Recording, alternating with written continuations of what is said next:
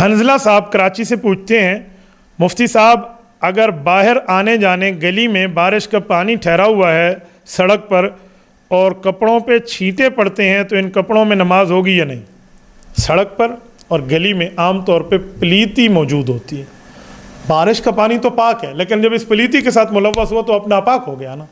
اور آپ کے کپڑوں پر بارش کا پانی لگا ہے اس پلیتی سے مل کر، تو پھر آپ کے لیے معاملہ یہی ہے کہ آپ اس کو دھو لیں. اس کو دھوئے بغیر آپ نماز پڑھیں گے تو دیکھا جائے گا کہ آپ کے اوپر جو چھینٹے پڑے ہیں کپڑے پر وہ کتنے ہیں. یہ میرے دیکھیں، جسے ہتھیلیم کہتے ہیں، قدر درہم، یعنی کل چھینٹے ملا کے اس قدر درہم کے اندر ہے، چھوڑے ہیں، تو پھر تو آپ کی نماز ہو جائے گی. اگر اس سے بڑھ کے ہے تو ماہرین شریعت فقہا فرماتے ہیں پھر آپ کی نماز نہیں ہوگی. تو اس لیے احتیاط اسی میں ہے کہ آپ اس کو دھو لیں، اس کے بعد آپ نماز پڑھ لیں، کیونکہ نماز میں کپڑوں کا پاک ہونا، جگہ کا پاک ہونا، جسم کا پاک ہونا، قبلہ رخ ہونا، نماز کا وقت ہونا، یہ تمام چیزیں جو ہیں یہ نماز کے لیے ضروری ہیں، لازمی ہیں. اس کے بغیر نماز نہیں ہوتی.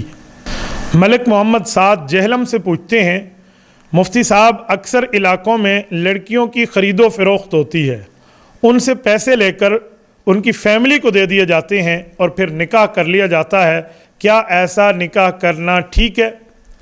ملک صاحب، انسان کی خرید و فروخت حرام ہے. اس معاملے میں آزاد انسان کی آپ کس بنیاد پہ خرید و فروخت کریں گے؟ کوئی جائز نہیں ہے، حرام ہے، ناجائز ہے. اس پر تو سرکار کی طرف سے پکڑ ہے، بلکہ اس پر تو یونائٹڈ نیشن کے بھی اس پر قراردادیں موجود ہیں، ہمارے ملک میں بھی اس پر لا کا پوری ترتیب اور اس کے لیے قوانین موجود ہے. تعزیرات کے دفعے کے تحت کئی واقعات اس طرح آ چکے ہیں. تو کسی خاتون کو خرید کے آپ اپنے پاس رکھیں گے تو خریدنا حرام ہے. باقی رہا نکاح کا مسئلہ، کف برابر ہے، اسلامی شرائط ہیں، لڑکی لڑکا راضی ہیں، معاملات ٹھیک ہیں اور صحیح طریقے سے بیاہ کر لایا گیا ہے، کوئی اور چکر نہیں ہے جیسے آج کل کے معاملات چل رہے ہیں، تو نکاح تو ہو جائے گا. لیکن وہ جو آپ نے خریدنے والا معاملہ رکھا ہوا ہے نا، یہ بالکل حرام ہے، ناجائز ہے، گناہ ہے.